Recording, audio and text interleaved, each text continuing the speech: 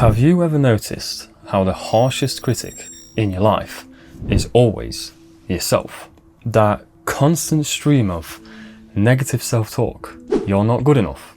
What is even the point in this? All while it seems like other people just have it all figured out and it's only you that's falling behind.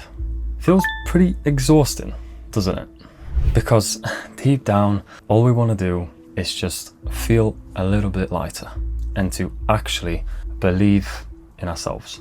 You know, because negative self-talk isn't just this annoying habit. It's actually the very thing that's holding you back. And, well, once we know how to stop it, pretty cool things tend to happen. So, I want to share a little secret with you that's going to feel like you're literally cheating your own brain. So, here's the process. Step number 1. You need to catch the voice. Most of us just allow negative self-talk just to be on at all times, kind of like a comfort background show. It's just like having The Office on in the background all the time while you're home. And The Office is actually the best comfort show, and you can't tell me any different. Anyways, the first step is just to literally notice when it happens. A pretty practical way to do this is to literally say to yourself, that's not me talking right now. I know that sounds a bit weird out loud, but just hear me out, okay? Because by labeling it, we separate ourselves from it. And that's the key here. We are not the voice, we're the listener. So now we got step 2, and that is to interrupt it. Whenever this inner critic jumps in, I want you to ask yourself a very simple question, and that is this helping me? The answer can be either yes or no, and that's it. No maybes, no ifs, no buts, yes or no. Because that moment when you question yourself kind of pulls your brain out of autopilot and forces it to think about the situation that you're actually in and the thoughts that you're having in the moment. Because then we don't take it as a fact, and instead we actually challenge it. Because when we can think about it, we can try to understand it, which might make us realize that we're being a bit of a silly goose. I think that's the technical term here, but don't quote me on it. And then, you know, we can do something about it. So the final step, step number 3, we replace it. Replace it with a progressive statement. Instead of saying, I'll never get this right, we need to shift into saying, I need to review what I've done so it can go better next time. You see the difference? One actually allows you to try again and think about next time, rather than just shutting yourself off immediately. Obviously, you can't always review everything. That was just an example. But instead of telling yourself that you can't do something or that you're just shit at something, you're giving yourself the opportunity to look into it and try again. Because let's be honest here, if we take a cooking recipe, okay? Let's say we buy all the right ingredients, we prepare everything is nicely, neatly chopped up, we mix everything in fine, and then the final step is to put it in the oven, but we end up burning it. We're not terrible at cooking. Well, I mean, I am, you may not be, but the only thing that we've done is failed one step out of everything else. So next time, we just set a timer, and all of a sudden, we're good at cooking again. I hope that made sense. And an extra step you can use, we can call it step number 4, is to stack evidence against it by jotting down little wins every single week.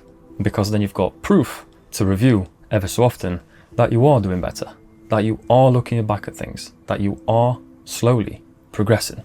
Because when your brain sees numbers, well, it can't really argue with numbers, can it? Because then it becomes a fact. And I know, you might sit there thinking, well, I could do better. And that's true. Maybe you could have, but you're still doing better than what you originally thought you were doing, because you actually wrote it down. So to repeat all that, we need to catch it, we need to interrupt it, we need to replace it, and as a bonus, we need to stack evidence against it. And that is the secret. So why does that process matter so much? To some, it may just seem like faffing around, but think about it. Every single action that we take, every single risk that we avoid, every opportunity that we miss, most of it isn't because we're not capable. It's all because of the conversations we have with ourselves in our head. When I was younger, I never really lacked discipline or the drive, but I always talked myself down. I didn't really have much confidence overall and just in myself or in my abilities. And that's the reason why, even today, I sometimes feel a little bit behind, so to speak. I know I'm not. I know I am where I'm supposed to be because of the actions I've taken in the past. But sometimes those thoughts do creep up. So when I actually began to catch that voice and I started challenging my own thoughts, that's when things kind of just changed. And that's when I actually started making progress and things felt that little bit easier.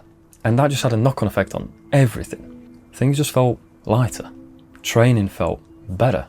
And honestly, I just started enjoying things a lot more in general, because the pressure of the critic didn't make me feel like some sort of failure, because I finally challenged it. If we don't deal with negative self-talk, it won't just, hold us down. It will literally shape our identity.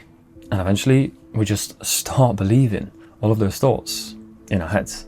And the opposite is also true, because when we do manage to control that voice, and when we flip it, we start to see ourselves as capable, and that we actually deserve to be where we are and get the things we're getting. Negative self-talk is sneaky, but it's not unbeatable, okay? The secret is just to interrupt it, like I've shown you in this 3-step process before. You don't need to be perfect at this. I've done it a very long time and I still fall short sometimes, but just have a go at interrupting it and challenging your own thoughts. Even if you only catch a thought or two ever so often, that's still progress. That's still more than before. And by the time you know it, that critic will be a lot more quiet. You just have to keep going and you have to keep shutting it down. Don't try to suppress it, because it will come back. Try to challenge it and actually think about the things that you're thinking about. Because when the critic gets quieter, our confidence gets louder. So I really hope you give this a try and you start to see yourself for who you really are, rather than what the critic has made you think that you are. Thank you for being here.